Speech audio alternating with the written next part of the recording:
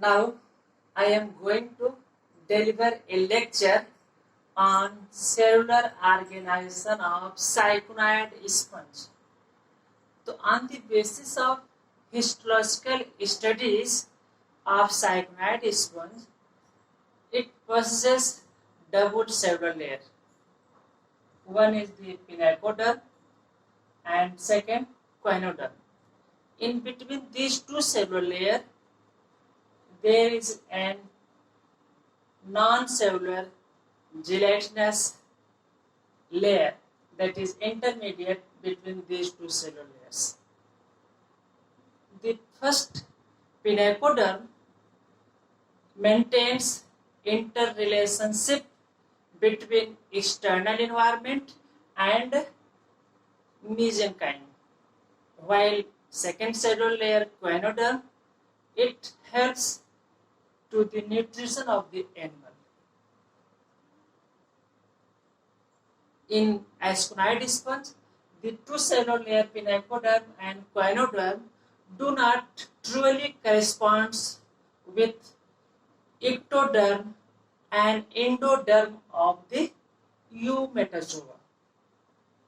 So first cellular layer, that is pinacoderm, that is made up of a pinacocyte, that is the highly contractile cell that have capability to increase and decrease the surface area of the sponge body.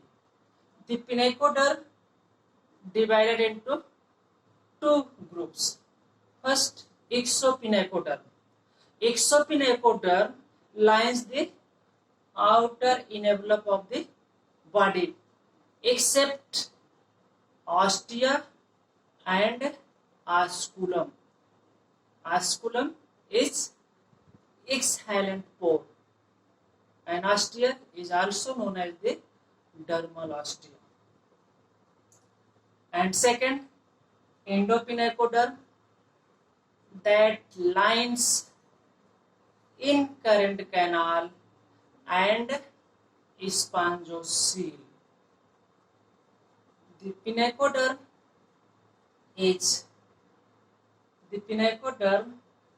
in young sponge, cycloid sponge, produces another type of cells, that is the porocyte. Porocyte is a tubular cell that open both ends, anterior as well as posterior, and possesses a single nucleus in peripheral cytoplasm. But in adult stage, these porocyte cells become degenerate and leaving a space, intercellular space, that is the prosopyle. The prosopyle acts as a bridge between incurrent canal and radial canals. So this is all about the pinacoderms. And second cellular layer, choanoderm. Choanoderm forms gastral epithelium that is made up of choanocyte cells. Choanocyte possesses a single nucleus and blepharoplast, rhizoplast, and basal granule or kinetosome. The kinetosome is tiny granule from which a long whip-like flagellum arises.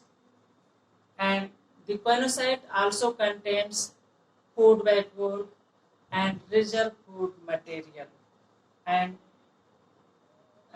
it also possesses one or two contractile vacuoles. And next, the wave of impulse in choanocyte flagella travels from base to the tip. At the base portion is rigid and tip portion is soft in nature. And next, intermediate layer, that is the mesenchyme, that is non-cellular. The mesenchyme is secreted by the pinacoderm. Mesenchyme possesses a large number of amoeboid cells. The archaeocyte is derived from the amoeba-like cells. And archaeocyte possesses a blunt pseudopodia and a single large nucleus and a conspicuous nucleolus,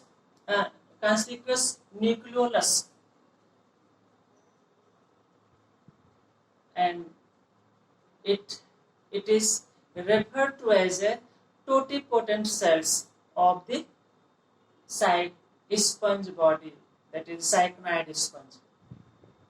That means it has ability to produce any type of cells that is required by the sponge body. So this is all about the archaeocyte. Next cell, collemcyte. Collemcyte is able to produce fiber and possess thread-like pseudopodia and help in order to produce connecting network. Chromocyte is coloring cells.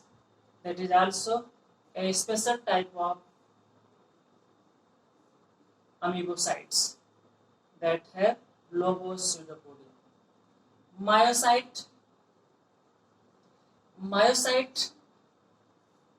is able to produce by the amoebocyte. It is a contractile cells that form a thickening around the pores in sponge body, that is called sphincter. The property of sphincter is contractile in nature and present around the ostium, osculum and apopyle, that reduce its diameter and thus it controls the flow of water currents.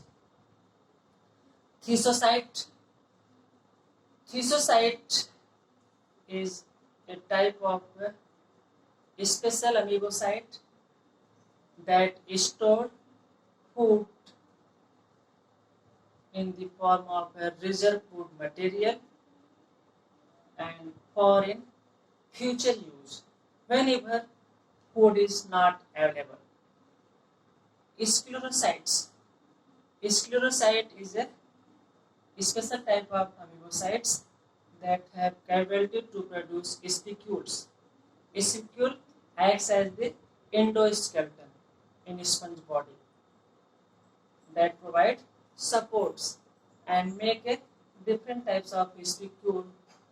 So in case of sponge, there are two types of spicule, monoaxon and tetraxon. Are produced in sponge body. There are three types of spicule. That is made up of calcium carbonate, silica and spongin fiber. Gland cells attached to body surface by the help of strands and is produced to line. Germ cells is produced by the archaeocyte that have capability to produce sperm and ova during the breeding season. All these cells in sponge body is attentive and sensitive individually, but there is lack of coordination. That means each and every cell in sponge body acts independently because there is an absence of central nervous system. This is all about the cellular organization of cycloid sponge. That's all. If you like my video, please share and subscribe.